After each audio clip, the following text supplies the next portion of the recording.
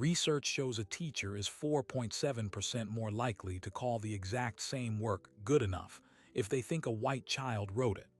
For one black high school student, that bias wasn't a statistic. It was a zero scrawled on a groundbreaking paper, and a sentence: "This is above your level." The student was 17-year-old Maya, a quiet junior whose paper on microbial fuel cells had just won the National Youth Science Award. The teacher was Mr. Richards, a 30-year veteran who never read a word before failing her. And when the award letter arrived at the school, it triggered an investigation that would expose a pattern of grading that had nothing to do with science. Maya had spent 6 months on the project, culturing bacteria from a local pond in her family's basement-turned lab. Her hypothesis, that certain microbial communities could generate usable electricity while processing waste, wasn't just classroom theory, it was a solution. She submitted her 23-page paper to Mr. Richards' Advanced Placement Environmental Science class with a quiet hope. The same day, she mailed an identical copy to the national competition on a dare from her chemistry teacher, Ms. Allen. Mr. Richards' classroom was a temple of old-school rigor. Posters of the periodic table, faded and curling, a fossil collection under dust-covered glass. He had taught at Lincoln High for 31 years, a fixture known for his tough love and his belief that excellence is a habit. But to a select few students, his classroom felt like a different country, one with unwritten rules and arbitrary borders. The paper landed on his desk on a Friday. Maya saw him glance at the title, Harvesting Electrons, a novel approach to bioenergy, and then, without turning a page, slide it into his worn leather satchel. When she got it back the following Wednesday, the cover page was marked in bold red ink, a 0, and beneath it his written judgment: "This is speculative and beyond the scope of a high school course. The complexity suggests outside assistance. See me." Maya approached his desk after the final bell, her heart hammering against her ribs. Other students filtered out, leaving the smell of chalk dust and old books. She placed the paper between them. "Mr. Richards, could you explain what I did wrong? I can revise." He didn't look up from his grade book. "Maya, the AP curriculum is about mastering fundamentals, not science fiction." He finally met her eyes. "This," he tapped the paper with his pen, "is above your level. It's not believable work. I have a responsibility to maintain standards for everyone." She stood there, the words "not believable" ringing in her ears. It was the most precise thing she had ever made. She took the paper back, the 0 burning like a brand. What she didn't know was that in a mailbox 600 miles away, a different set of judges had just finished their deliberations. 2 weeks later, a formal letter arrived at Lincoln High's main office, addressed to the principal, Dr. Helen Evans. It bore the seal of the National Youth Science Foundation. The secretary, assuming it was fundraising material, nearly rooted it to recycling. But the word "winner" caught her eye. Dr. Evans opened it in her sunlit office. The letter announced that Maya Johnson, a junior at Lincoln High, had won the National Youth Science Award and its $20,000 scholarship for her groundbreaking research in microbial fuel cells. It praised the methodological rigor, the innovative approach, and its potential real-world application. A copy of the winning paper was enclosed. Dr. Evans felt a surge of pride, immediately envisioning the press release, the boost to the school's STEM reputation. She reached for the phone to call Maya to her office, but a procedural habit made her pause. She pulled up Maya's academic record, all A's except for a B+ in calculus. Then she clicked into the current semester's grades. In Mr. Richards' AP Environmental Science class, the most recent assignment grade was a 0. A cold knot formed in her stomach.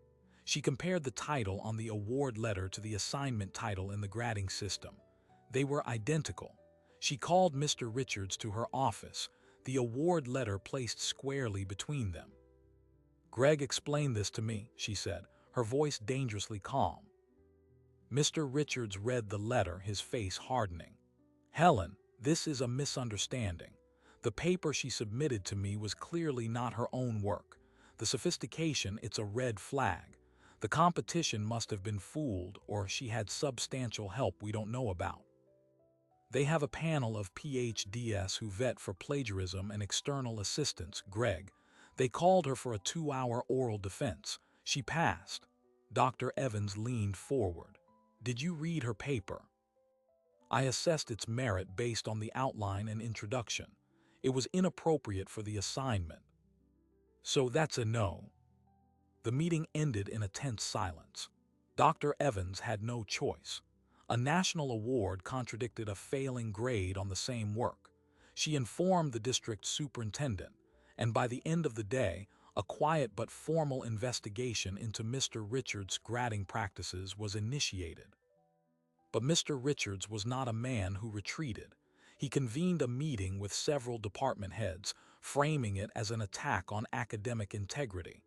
They want us to pass students for work they can't possibly do, he argued. This is about dumbing down excellence to meet a political moment. His narrative began to spread. Meanwhile, Ms. Allen, the chemistry teacher who had encouraged Maya to enter the contest, heard about the zero. Furious, she began digging through her own records. She found emails from 2 years prior from a black student who had transferred out of Mr. Richards' class.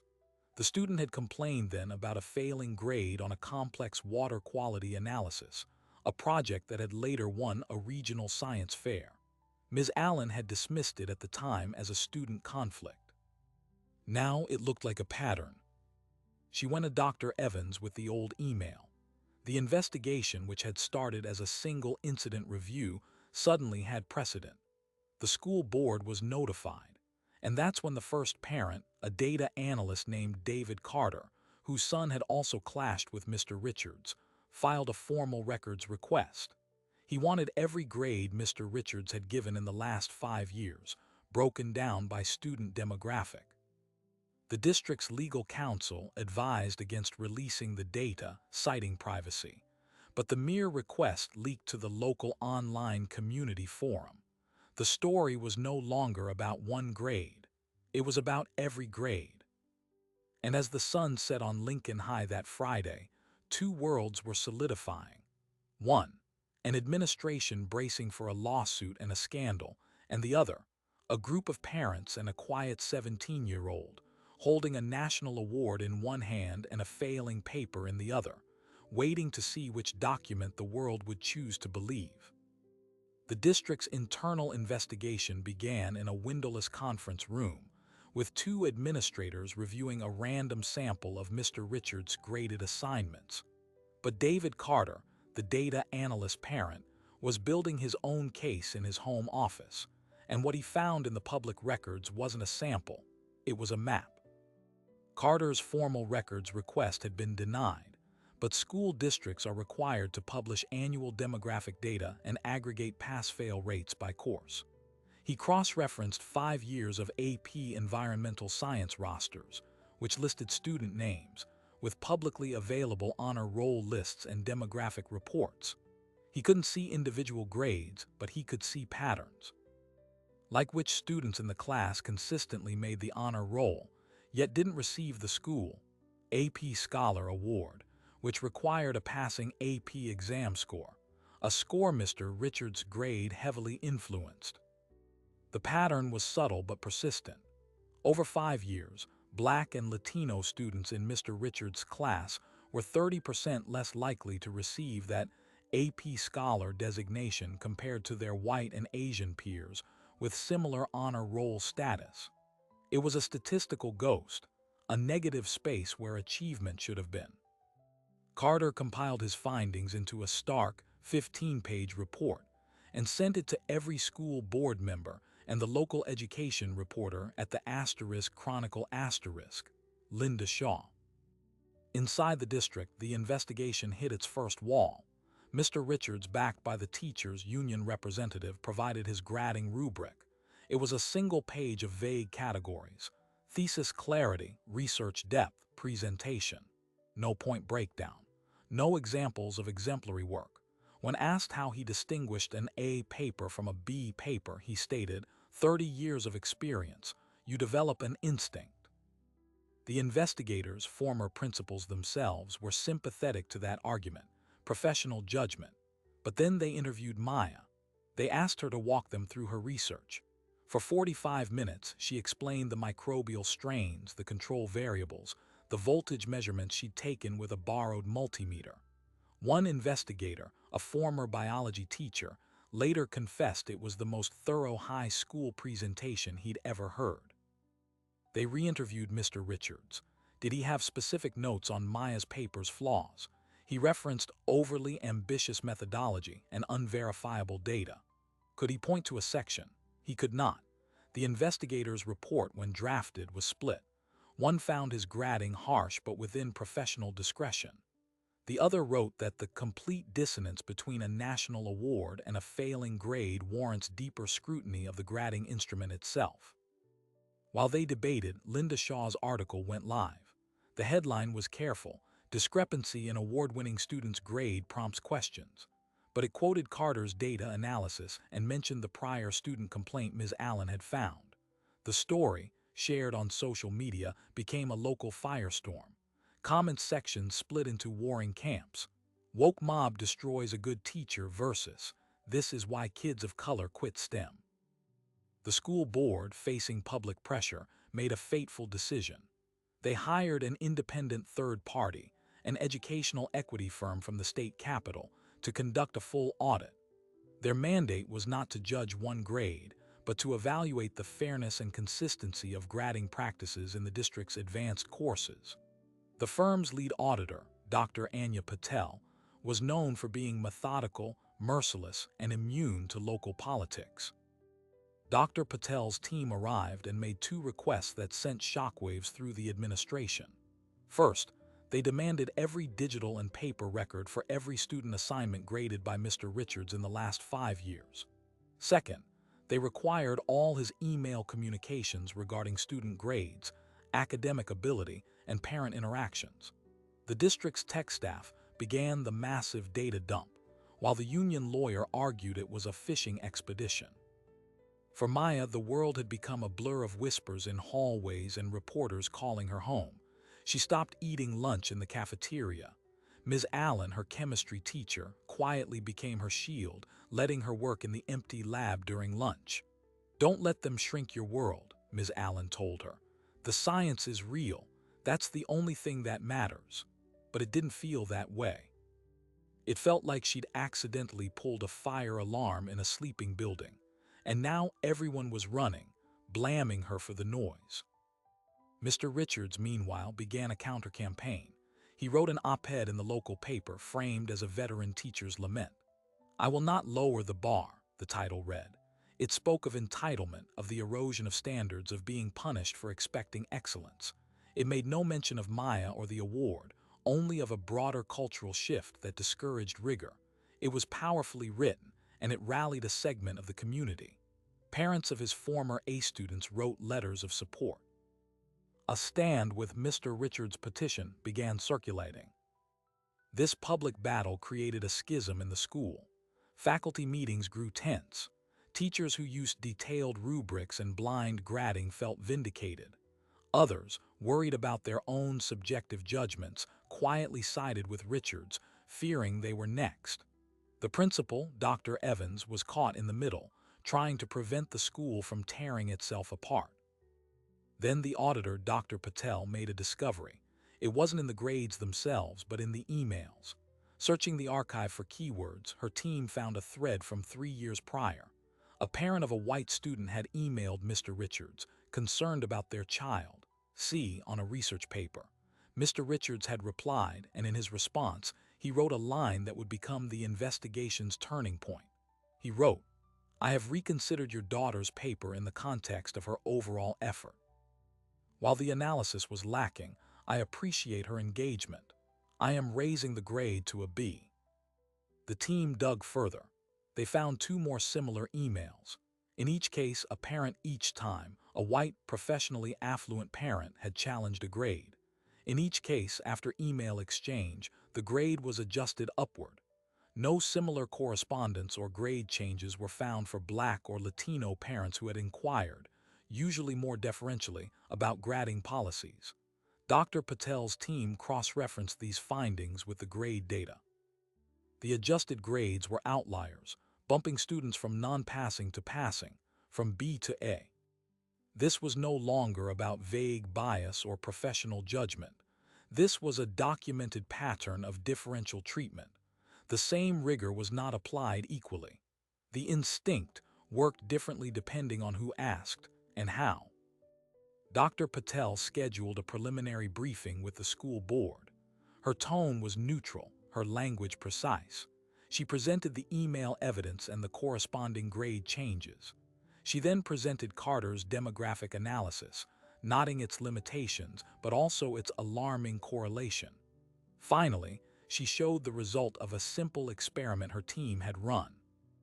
They had removed names and identifying details from a stack of 20 old student papers from Richard's class, mixed in Maya's award-winning paper, and asked 5 other AP Science teachers from different districts to grade them using a clear, standard rubric.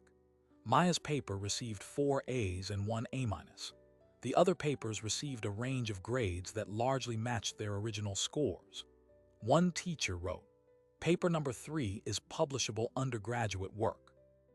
The board members sat in stunned silence. The union lawyer argued that email negotiations with parents were standard practice. Dr. Patel responded with one question: is the practice standard for all parents or only some? The board emerged from the meeting fractured. Some wanted Mr. Richards placed on immediate administrative leave. Others, fearing a lawsuit and the teachers' union wrath, argued for a mandatory training solution. They compromised on a step that changed everything. They decided the full audit report with all findings would be presented and voted on in a public school board meeting in 2 weeks' time. The decision to go public was a grenade rolled into the community. Both sides mobilized. The teachers' union prepared to defend professional autonomy. A coalition of parents, led by David Carter and joined by Maya's suddenly vocal family, prepared to demand accountability. Reporters from regional news outlets requested credentials. The district hired extra security for the meeting night. In the eye of this gathering storm, Maya received a letter. It was from the National Youth Science Foundation. Along with the scholarship, they were inviting her to present her research at a national conference in Washington, D.C., where scientists from federal agencies and top universities would be in attendance. Her proof was real. It had a life outside of this fight. She pinned the invitation to her bulletin board next to the paper with the red 0. The two documents stared at each other, the past and the future, separated by a single thumbtack. And Mr. Richards, in the final quiet before the public hearing, sat in his empty classroom after school. The fossil collection under the glass seemed smaller, dustier. The posters of the periodic table were just paper. For 30 years, this room had been a kingdom where his word was law. Now, he was preparing a statement for the school board, defending a kingdom that the data suggested had never been fair. He closed his gradebook, the finality of the click echoing in the silent room. The evidence was mounting, the public was watching, and his professional instinct, the cornerstone of his defense, was about to be cross-examined under the bright lights of a public meeting with the world watching. The night of the school board meeting, the parking lot was a sea of news vans and protest signs. Inside, the auditorium was packed, every seat filled, people lining the walls. But before Dr. Patel could present a single slide, a man stood up in the back row, a former student from 15 years ago, holding his own report card and a story no one had heard. His name was Marcus Thorne. He was an engineer now, but in 2008 he'd been a quiet sophomore in Mr. Richards' biology class. He built a model wind turbine for a project, a design so efficient his uncle, a mechanical engineer, had urged him to patent it. Richards gave it a D. The comment: unrealistic output projections. Stick to the textbook examples. Thorne had kept the graded project sheet all these years. He held it up for the board. "He told me I didn't have the mind for engineering," Thorne said, his voice clear over the murmuring crowd. "I believed him for 10 years. The dam broke. The board chair tried to maintain order, but a line had already formed at the public comment microphone. A Latina woman spoke about her daughter, who'd been placed in a lower-level science track after a poor grade from Richards, despite top standardized test scores. A black father described his son being accused of plagiarism on a unique astronomy paper. Each story was a single data point, but together they formed a devastating pattern of discouragement, a trail of students who'd been told their ambition was a flaw. Mr. Richards, sitting at a table with his union lawyer, stared straight ahead, his jaw a rigid line. His supporters in the audience grew quieter with each testimony. The narrative of a veteran teacher under attack was crumbling under the weight of specific lived experience. Finally, Dr. Patel took the podium. Her presentation was clinical, devastating. She displayed the email exchanges, highlighting the grade changes for affluent white parents. She showed graphs of the demographic disparities in AP Scholar Awards. Then, she presented a new analysis. Her team had obtained, through the district's legal counsel, the actual essay portions of old AP exams written by Richard's students. They had removed the students' names and had them rescored by certified AP readers. The results showed that students of color in Richard's class consistently received exam scores 2 to 3 points higher than the grades he had given them for the year. His subjective grading had consistently undervalued their actual, externally verified performance. The room was silent. This was no longer about opinion or instinct. This was a measurable deficit, a system failure. The board moved to the question period. The most pointed question came from the newest board member, a software engineer. "Mr. Richards," she asked, "given that a clear, objective rubric eliminated bias in Dr. Patel's experiment, and given the evidence of differential treatment, will you commit, here and now, to adopting a detailed, transparent rubric for all future assignments?" All eyes turned to him. His lawyer whispered in his ear. This was the off-ramp, a chance to accept training, to change practice, to salvage his career. Mr. Richards adjusted the microphone. He cleared his throat. "I have been teaching for 31 years, he began, his voice firm. "I have helped hundreds of students achieve excellence. I will not reduce the complex art of teaching to a checklist to satisfy a political agenda. My professional judgment is my rubric." A gasp rippled through half the room. The other half erupted in supportive applause. In that moment, he chose defiance over adaptation. He framed the use of a fair, transparent tool as an act of surrender. The board, visibly stunned, called for a recess. In the chaotic hallway during the break, two things happened simultaneously. David Carter, the data analyst parent, was approached by a nervous-looking woman in a staff badge. She was a secretary in the guidance department. She slipped him a flash drive. "Master schedule change logs," she whispered. "From 8 years back. Look at the drops and ads for his classes." Then she disappeared into the crowd. At the same time, a local TV reporter cornered Maya, who had been sitting with her parents trying to be invisible. "How do you feel?" the reporter asked. "Knowing your award-winning work was called not believable." Maya, who had prepared no statement, looked into the camera. She said only, "The bacteria don't care what he believes. The data is the data." The clip would air on the 10 o'clock news, a perfect, poignant soundbite. The board reconvened. The atmosphere was now electric with impending decision. But before they could vote on any action regarding Mr. Richards, David Carter requested to approach again. He held up the flash drive. "New evidence, Madam Chair. Request to submit." Over the furious objection of the union lawyer, the board's tech person plugged in the drive. The files showed the digital paperwork for student schedule changes. Carter highlighted a pattern. Over 8 years, a disproportionate number of Black and Latino students had transferred asterisk out of Mr. Richards' AP classes in the first month, moving to standard-level courses.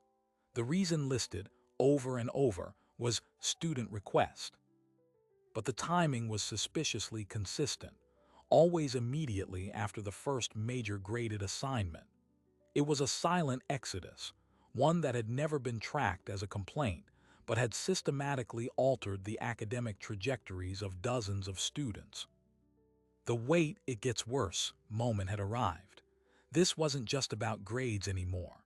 It was about lost opportunity, about doors closed before they were even fully opened. The board voted, 7-2. Mr. Richards was placed on immediate paid administrative leave, pending a final disciplinary hearing.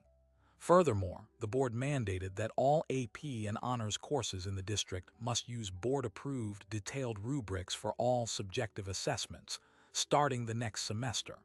It was a systemic change born from a single zero. The crowd erupted. Supporters of Richards shouted shame as they filed out. Maya's family hugged, tears of relief mixed with exhaustion. But as the auditorium emptied, the real consequences began to calcify. The teachers' union announced it would grieve the disciplinary action and fight the rubric mandate. Talk of a work-to-rule protest spread among some staff. The story, now with the dramatic footage of the meeting and Maya's quote, went statewide. For Mr. Richards, the paid leave was a gilded cage. Isolated at home, he watched his legacy be rewritten in real time on the local news. The veteran teacher was now the face of institutional bias. He received hate mail, but he also received letters of thanks from former students who credited his toughness for their success. The world was not split into clean halves. It was a messy, contradictory mosaic, and he clung to the bright pieces. For Maya, the victory felt hollow and overwhelming. She was a hero to some, a villain to others. At school, some teachers now treated her with exaggerated care, while a subset of students blamed her for making everything political. The National Science Conference in D.C. was her sanctuary, a place where people asked about her methods, not her teacher. 2 weeks after the meeting, the district superintendent received a formal notice. Mr. Richards, through his union, was appealing the disciplinary action and filing a lawsuit against the district and the school board for defamation and wrongful disciplinary action. He was not going quietly. He was fighting back, arguing that the audit itself was biased and that his career had been destroyed by a single, misunderstood incident. The legal battle promised to be long, expensive, and ugly. It would dredge up every student testimony, every email, every data point for deposition. The district, hopping for closure, was now staring down years of litigation. And in a quiet office, Dr. Patel finalized her full audit report. Its concluding recommendation went beyond rubrics. It suggested the district implement a blind grading pilot program for major assignments, where student names were removed, and a grading audit committee to randomly review assessed work. It was a blueprint for institutional change, born from the fossilized injustice in one man's gradebook. The fight had evolved. It was no longer just about one grade, one teacher, or one student. It was about which system would prevail, one built on unchallenged professional instinct, or one rebuilt on transparency, equity, and the relentless, impartial light of data. The public battle was over. The war for the soul of the classroom had just moved to a new, more complex battlefield. The court of law, the union hall, and the quiet, daily choice of every teacher to open their gradebook. The lawsuit lasted 9 months. In that time, the district's lawyers deposed every former student who had spoken out, subpoenaed the National Science Foundation's judging notes, and hired their own statistical expert to challenge Dr. Patel's audit. But the case never made it to a jury. Facing millions in legal fees and the prospect of a public trial where the email evidence and grade change data would be entered into the permanent court record, the school district's insurance carrier pressured for a settlement. The deal was negotiated in a sterile conference room. Mr. Richards would drop his lawsuit for defamation and wrongful discipline. In return, the district would accept his immediate retirement, expunge any disciplinary language from his file, and provide a neutral letter of reference. He would also receive a lump sum payout equivalent to 1 year's salary. It was a classic institutional compromise, expensive, silent, and designed to make the problem go away. There was no admission of fault from either side. For Mr. Richards, it was a bitter end. The retirement party thrown by his union was a small, somber affair. The narrative of the persecuted teacher was maintained in his circle, but his 31-year career was now permanently asterisked by the scandal. He sold his house and moved out of state. In his final interview with the district's HR, when asked what he might have done differently, he reportedly said, "Nothing. But I might have read that first page." With the legal threat removed, the district moved swiftly to implement Dr. Patel's recommendations. The board unanimously approved a new grading equity policy. All major assignments and advanced courses now required a detailed, point-based rubric to be given to students beforehand. A pilot blind grading program was launched for all English and social studies research papers. Perhaps most significantly, a grading review committee was established, composed of teachers, parents, and a student representative, to randomly audit grade distributions and hear appeals. The changes met resistance. Some veteran teachers early retired in protest. The union fought the extra committee work as an unfunded mandate, but a new generation of teachers, along with those who had always used such methods, embraced the clarity. "It's not about removing judgment," one young biology teacher said. "It's about making that judgment visible so we can all see how the grade was built." For Maya, life moved on a parallel, brighter track. She presented her research at the National Conference in Washington, D.C. to a room of scientists and policymakers. After her talk, a senior researcher from the Department of Energy approached her. "Where did you isolate this particular microbial strain?" he asked. It was the first question about her science, not her story, in months. It felt like oxygen. She graduated as valedictorian, her speech subtly addressing the year's turmoil. "We are taught to seek truth," she said from the podium, "but sometimes the truth seeks us and asks us what we're going to do about it." She used her $20,000 award scholarship to attend a top-tier university, majoring in environmental engineering. The story had a final, unexpected ripple. Inspired by the public audit, the state's Department of Education launched a review of AP participation and success rates across all districts, looking for similar demographic disparities. Lincoln High's painful, public process became a case study in a statewide training module on equitable grading practices. The district that had feared becoming a negative example became, ironically, a model for proactive reform. A year after her graduation, Maya was invited back to Lincoln High to speak to the science club. The room was different. New posters, new equipment funded by a grant the school had won. Ms. Allen was still there, beaming. After the talk, a sophomore girl, black with braids and large glasses, approached Maya shyly. "I'm doing a project on phytoremediation," she said.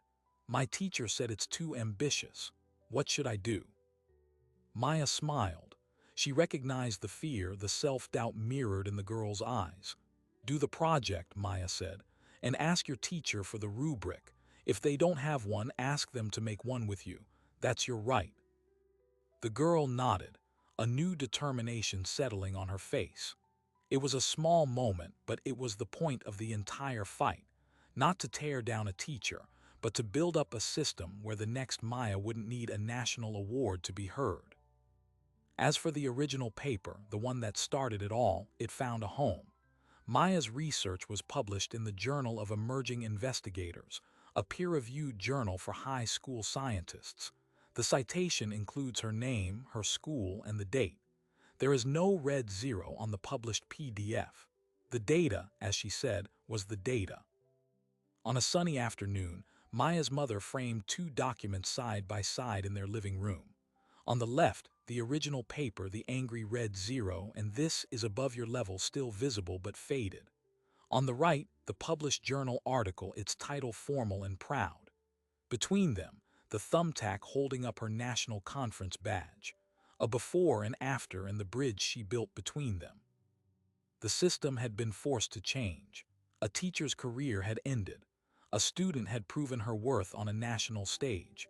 But the true resolution was found in a quiet classroom where a sophomore girl felt empowered to ask for the rubric, and in a district policy that guaranteed she would get one. The battle was over. The work of building a fairer classroom, however, was just beginning. The story of Maya and Mr. Richards is more than a conflict between a student and a teacher.